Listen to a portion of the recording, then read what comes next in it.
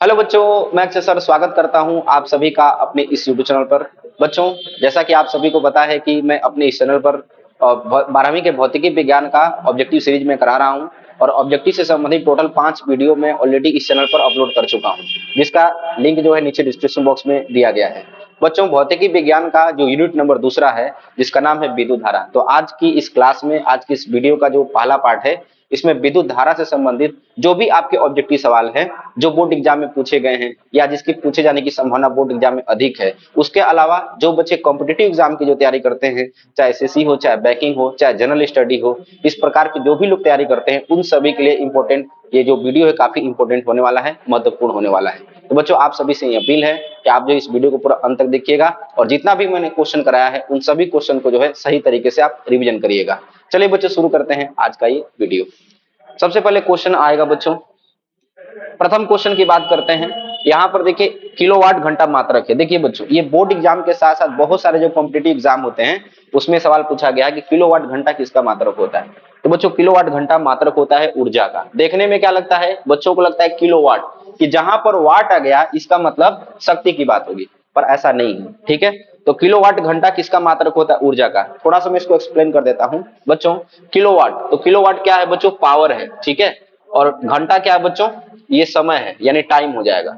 बच्चों, एनर्जी का होता है, ऊर्जा का होता है, क्योंकि आपने पढ़ा होगा बच्चों, शक्ति बराबर होता है ऊर्जा बटे में क्या होता है बच्चों? समय। तो ऊर्जा बराबर यहां से क्या हो जाएगा? पी इंटू क्या होगा बच्चों? टी। अब देखिए यहां पर इसको क्या होगा? किलोवाट हो गया, और इसके टाइम के लिए क्या हो गया बच्चों? घंटा हो गया।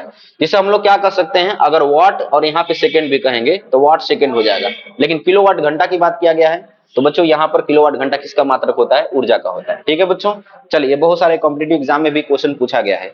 बढ़ते हैं अगले क्वेश्चन की तरफ। अगला जो क्वेश्चन है, क्वेश्चन नंबर दूसरा। क्वेश्चन नंबर दूसरा क्या कहता है बच्चों कि व्हीटस्टोन ब्रिज का व्यवहार किया जाता है मापने में। आखिर क्या मापने में व्हीटस्टोन ब्रिज का इस्तेमाल किया जाता है बच्चों? विद्युत वाहक बल, धारा, प्रतिरोध, आवेश। तो बच्चों इसमें क्या होगा? ऑप्शन जो है इसका सही है। क्या मापता है बच्चों? प्रतिरोध को मापता है। यानी व्हीटस्टोन ब्रिज की सहायता से हम लोग अज्ञात प्रतिरोध का मान ज्ञात करते हैं। थोड़ा सा मैं इसके बारे में बताना चाहूंगा। व्हीटस्टोन ब्रिज होता है बच्चों, इसमें कुल मिलाकर के 4 प्रतिरोध होते हैं, आर्म के रूप में यहाँ पे लगे होते हैं, और जो है एक जो है यहाँ पर बच्चों धारा मापी यहाँ पर लगी होती है। ठीक है, बाकी इसके जो 2 भाग होते हैं, 2 शीर्ष होते हैं, वहां से बच्चों एक सेल का कनेक्शन कर दिया जाता है। यहाँ पर एक सेल को बच्चों यहाँ पे जोड़ दिया जाता है। ठीक है, ये वाला पॉजिटिव हिस्सा और ये वाला कौन सा होगा बच्चों? निगेटिव हिस्सा। यहाँ पे 4 प्रतिरोध हो गए, R1, R2, R3, और कौन सा होता है बच्चों आपका?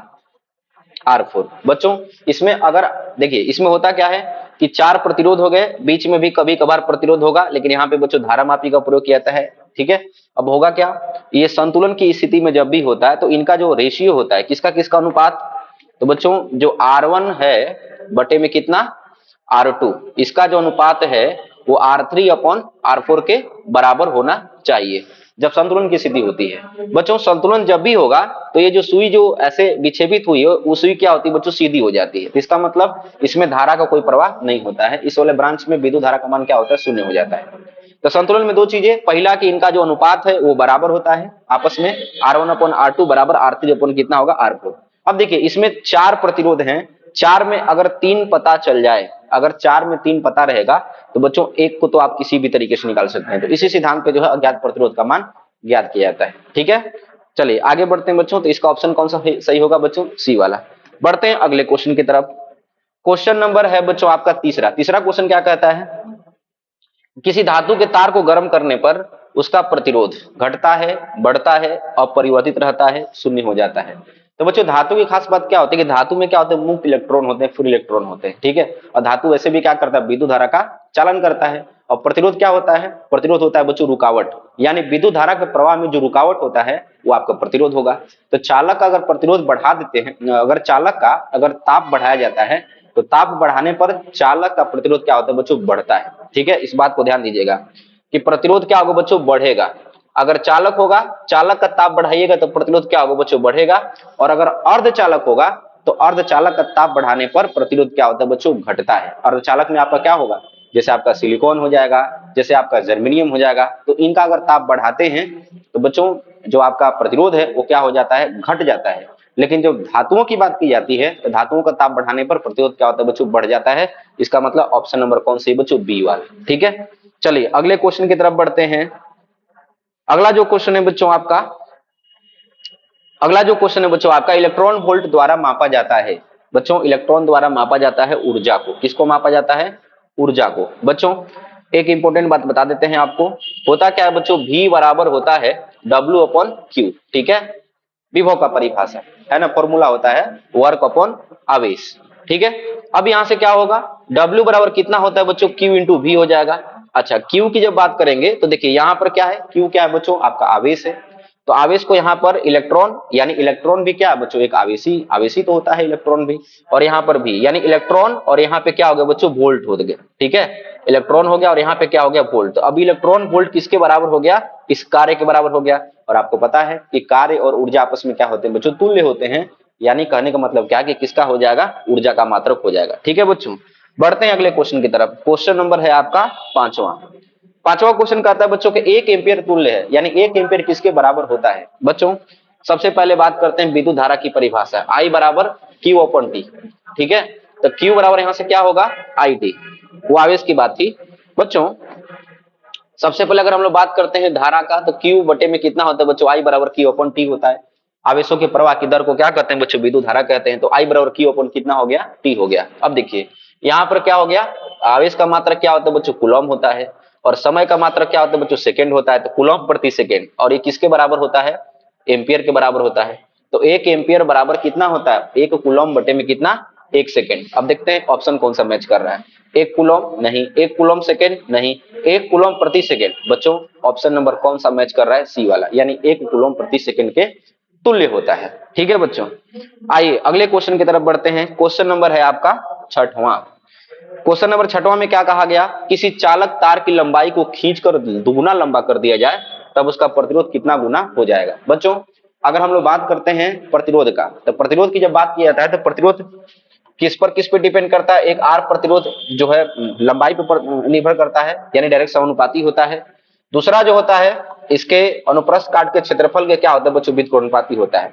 अगर इन दोनों चीजों को अगर एक में लिखा जाएगा तो आर आपका समानुपाती क्या होगा, L/A हो जाएगा। जैसा कि आपको पता होगा कि जब समानुपाती के चिन्ह हटाएंगे तो एक नियतांक लगाते हैं। तो आर बराबर जब यहाँ पे नियतांक लगता है बच्चों तो रो लगेगा, रो L/ क्या होगा बच्चों, A हो जाएगा। अब ध्यान रखना है, रो क्या होता है, इसे कहते हैं उस पदार्थ की प्रतिरोधकता। ठीक है, प्रतिरोधकता कहा जाता है, और ये लंबाई पर, क्षेत्रफल पर, इन सब पर निर्भर नहीं करता है। यह एक ऐसा फैक्टर है, एक ऐसा पैरामीटर है जो सिर्फ और सिर्फ पदार्थ पर निर्भर करता है। अगर आप पदार्थ बदल देते हैं तभी ये बदलेगा, बाकी लंबाई पर, क्षेत्रफल पर प्रतिरोधकता बदलने वाली नहीं है। ठीक है, इस बात को ध्यान दीजिएगा। आइए अब इस क्वेश्चन पे चलते हैं। बच्चों इस क्वेश्चन में क्या कहा गया कि यदि चालक तार की लंबाई को खींचकर दुगना कर दिया गया है, जैसा कि अभी आपको देखा कि आर जो है ना डायरेक्टली प्रोपोर्शनल क्या है बच्चों, L है। अगर बहुत लंबा तार ले लेते हैं तो उसका प्रतिरोध क्या होता है बच्चों, बढ़ जाता है, और ऊर्जा का जो व्यय है वो क्या होता है बच्चों, अधिक होने लगता है। तो लंबाई कम रखेंगे तो जो प्रतिरोध वो क्या रहेगा, कम होगा, और जब लंबाई बढ़ा देंगे तो प्रतिरोध क्या होगा बच्चों, अब बढ़ जाएगा। ठीक है, तो बच्चों उस केस में देखा जाए इसी के अकॉर्डिंग अब लंबाई को दुगना कर दिया गया है। तो लंबाई को दुगना करने से क्या होगा कि इसका प्रतिरोध भी बढ़ेगा। ठीक है, तो जैसी बात है दुगना से ज्यादा ही बढ़ेगा। अब बच्चों होता क्या, एक फॉर्मूला याद रखेंगे, है ना, दो तरीका है करने का, इसको ट्रिक के माध्यम से मैं आपको समझा देता हूं। अगर कहता कि n गुना बढ़ाया गया, जितना गुना बढ़ाए, ठीक है, n गुना अगर वृद्धि करता है, वृद्धि किया जाए बच्चों, अगर n गुना वृद्धि किया जाए, कितना गुना, n गुना वृद्धि की जाए। देखिए ट्रिक है, इसको ध्यान रखिएगा ऑब्जेक्टिव में। अगर n गुना वृद्धि की जाती है तो जो प्रतिरोध होता है वो बच्चों n² गुना बढ़ेगा। ठीक है बच्चों, यानी कहने का मतलब क्या है कि R1 पहला था और बढ़ा करके प्रतिरोध अगर R2 हो जाए तो R2 का जो मान होगा वो पहले वाले के मान का कितना गुना हो जाएगा बच्चों, n² गुना हो जाएगा। अब आइए इस क्वेश्चन में देखते हैं। इस क्वेश्चन में कहता है किसी तार की लंबाई को खींचकर दुगुना लंबा कर दिया जाए। देखिए ध्यान से, कितना दुगुना, तो दुगुना यानी यहाँ पर n का मान कितना रहेगा, 2। अगर कहता है 4 गुना तो n का मान कितना होगा, 4। 6 गुना तो n का मान कितना होगा, 6। सवाल के अकॉर्डिंग देखा जाए तो लंबाई को कितना किया बच्चों, दोगुना किया, तो यहाँ पर कितना रखना पड़ेगा, 2 रखना पड़ेगा। तो 2 का क्या हो जाएगा, स्क्वायर और R1, यानी 2 दूना कितना होगा, 4 R1, यानी कितना होगा बच्चों, 4 गुना। आप इस फॉर्मूले को लगाइएगा, आपका ये फॉर्मूला हर जगह लागू होगा और इसके अकॉर्डिंग जो क्वेश्चन हो जाएगा। ठीक है, अच्छा तो बच्चों इसका ऑप्शन कौन सा होगा, 4 गुना, यानी छठवें का ऑप्शन नंबर कौन सा सही है बच्चों? सी वाला, 4 गुना हो जाएगा। आइए इसी में एक और मैं चीज आपको समझा देता हूं बच्चों। मेरा कराने का मकसद नहीं होता है कि जब भी एक ऑब्जेक्टिव क्वेश्चन में कराता हूं तो उससे संबंधित जितना भी क्वेश्चन बनने की पॉसिबिलिटी होती है उन सारे सवालों को आपके सामने में करा सकूं। चलिए बच्चों देखते हैं, अगर ये कभी कभी सवाल में आता है प्रतिशत की वृद्धि कर दिया जाए, जैसे कहेगा कि लंबाई में x% की वृद्धि कर दी जाए, ठीक है, मान लीजिए कहता है कि लंबाई में x% की वृद्धि कर दिया गया तो उसका प्रतिरोध कितना प्रतिशत से बढ़ जाएगा, ठीक है, कितना प्रतिशत से बढ़ जाएगा। तो बच्चों याद रखिएगा 2x% से बढ़ेगा, लेकिन कब? ये तभी वैलिड हो सकता है जब x% कितना लेस देन 10 से हो, ठीक है, यानी 10 से कम होगा, जैसे 9% तक बढ़ाइएगा तब चलेगा, लेकिन 10 से 10 हो जाए, 11% का है 12% बढ़े तब ये नहीं चलेगा, है ना बच्चों। अगर x% कहता है कि बढ़ गया तो x% बढ़ाने पर कितना बढ़ जाता है प्रतिरोध? 2x%। आइए एग्जाम्पल से अगर समझाना होगा तो इसको ऐसे समझ सकते हैं, कहता है कि अगर लंबाई में 2% की वृद्धि की जाए, किसमें? लंबाई में। अगर लंबाई में 2% की वृद्धि किया गया तो कहेगा प्रतिरोध कितना प्रतिशत बढ़ जाएगा। तो बच्चों फॉर्मूला क्या बताया गया था? 2x, यानी 2 इंटू कितना होगा बच्चों? 2%, यानी कितना परसेंट हो जाएगा आपका? 4% बढ़ जाएगा, ठीक है। अगर लंबाई में कितना का कहेगा? 6% की वृद्धि किया गया तो कहेगा प्रतिरोध में कितना गुना वृद्धि हो जाएगा। तो बच्चों लंबाई में अगर 6% की वृद्धि करने का मतलब क्या होगा कि 6 गुणे 2 यानी कितना होगा बच्चों? 12% का वृद्धि प्रतिरोध में हो जाएगा, ठीक है। पर याद रखिएगा ये x का मान बढ़ाने के लिए 9 तक चलेगा, 10 से मतलब कम होना चाहिए, 10 के बराबर नहीं। अगर इस सवाल में कहेगा कि 10% से बढ़ा दिया जाए तब ये सवाल, ये वाला जो ट्रिक है आपका ये लागू नहीं होगा। तो फॉर्मूला याद रखना है x% की वृद्धि, ठीक है, x% की वृद्धि करने पर प्रतिरोध में कितना गुना वृद्धि हो जाता है बच्चों? तो 2x%, ठीक है, 2x% की वृद्धि होती है, जैसा कि अभी आपको एग्जाम्पल के थ्रू मैंने आपको समझाया, ठीक है। चलिए बच्चों मैं उम्मीद करता हूं कि आपको ये चीज समझ में आ रहा होगा। ये चीज जो है आपका रेलवे एसएससी बैंकिंग में भी क्वेश्चन पूछा जाता है, वहां पर भी इसी प्रकार से सॉल्व होगा, हर जगह अप्लाई हो जाएगा, लेकिन याद रहे 10 से कम पर लागू होगा। लेकिन इस क्वेश्चन में ऐसा कुछ नहीं था। इस क्वेश्चन के अकॉर्डिंग बात करते हैं तो क्या कहा गया बच्चों? नया प्रतिरोध जो होता है जितना गुना बढ़ा जाए उसको स्क्वायर कर दीजिए और यहाँ पे R1। इस क्वेश्चन में क्या था? 2 गुना कहता है तो 2 हो जाएगा R1, यानी यहाँ पे कितना होगा? 4R1, यानी कितना गुना बढ़ जाएगा बच्चों? 4 गुना, ठीक है। चलिए बढ़ते हैं अगले क्वेश्चन की तरफ। नेक्स्ट जो अगला जो क्वेश्चन है बच्चों आपका क्वेश्चन नंबर 7वां।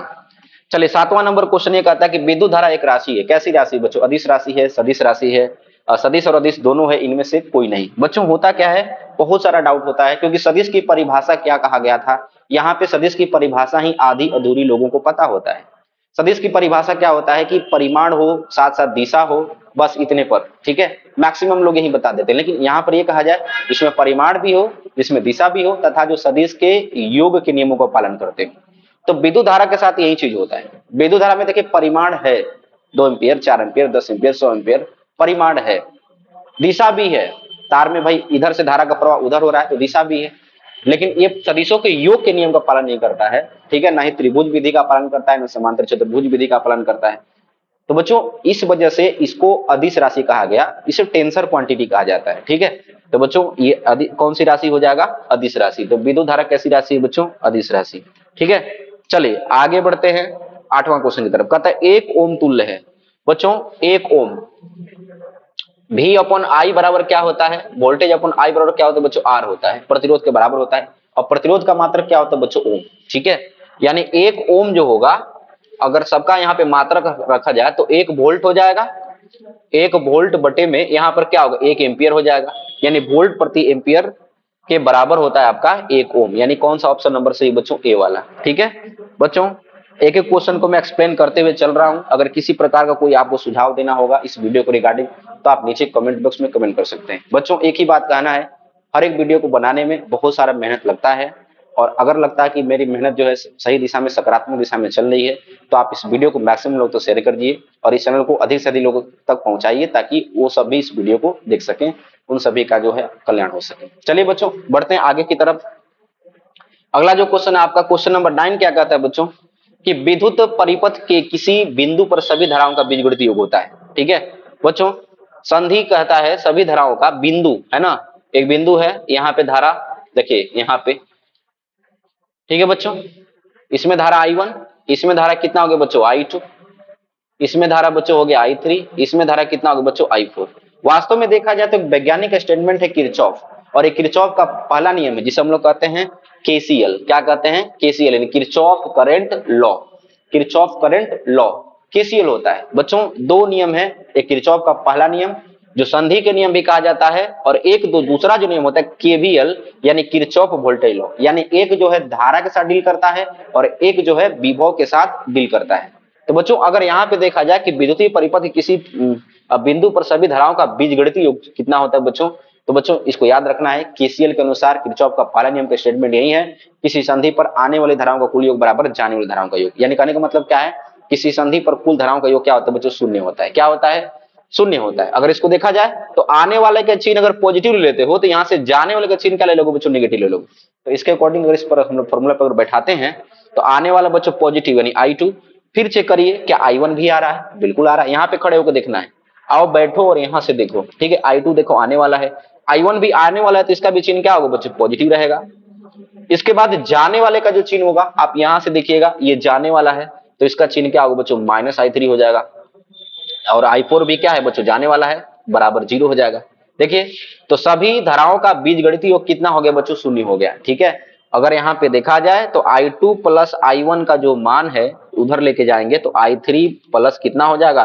I4 के बराबर हो जाएगा। यानी कहने का मतलब क्या है कि कुल धारा जितनी इस संधि की तरफ आ रही है और कुल धारा जो इस संधि से दूर की तरफ जा रही है, ये दोनों आपस में क्या होगा बच्चों? बराबर होगा। लेकिन याद रखना है कि सभी धाराओं का बीजगणितीय योग क्या होता है? किसी संधि पर शून्य होता है। तो केसीएल है, किरचॉफ का पहला नियम है और ये आवेश संरक्षण के नियम का पालन करता है। ठीक है बच्चों, आइए बढ़ते हैं अगले क्वेश्चन की तरफ। अगला जो क्वेश्चन है आपका क्वेश्चन नंबर 10वां कहता है चालक के अंदर इलेक्ट्रॉन की गति होती है। तो चालक जो होता है, चालक में इलेक्ट्रॉन मुक्त होते हैं। अगर बाहरी किसी विद्युत क्षेत्र को यहाँ पे अप्लाई कर दिया जाए तो विद्युत क्षेत्र के विपरीत दिशा में जो होते हैं इलेक्ट्रॉन क्या करते हैं बच्चों? गति करते हैं। अब इनका गति कैसा होता है? वो ड्रिफ्ट होता है। ड्रिफ्ट को हिंदी में कहते हैं अपसरित होता है, ठीक है। इसका मतलब ऑप्शन नंबर कौन सा सही होगा बच्चों? सी वाला। तो 10वें का ऑप्शन नंबर कौन सही बच्चों? सी वाला, ठीक है। अपसरित होता है, ड्रिफ्ट होता है। ओके बच्चों, बढ़ते हैं अगले क्वेश्चन की तरफ।